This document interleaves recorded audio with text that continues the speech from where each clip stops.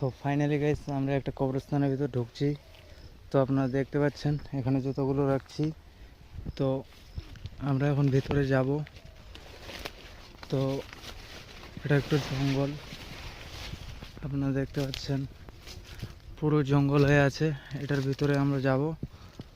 তো এটার ভিতরে আমরা যাব এখন, আপনাদের দেখাচ্ছি। এটা অনেক দিনকার জঙ্গল, তো এটা অনেক জঙ্গল হয়ে আছে, আপনারা দেখতে পাচ্ছেন। তো এটার ভিতরে আমরা যাব এখন। তো যেয়ে দেখি কি প্রবলেম হচ্ছে। এটা এখনো সাফাই হয় না এটা। তো এটার ভিতরে আমরা অনেক যাব, আপনারা দেখতে পাচ্ছেন। এটা একটা কবরস্থান। তো এটার ভিতরে আমরা যাব এখন, আপনারা দেখতে পাচ্ছেন।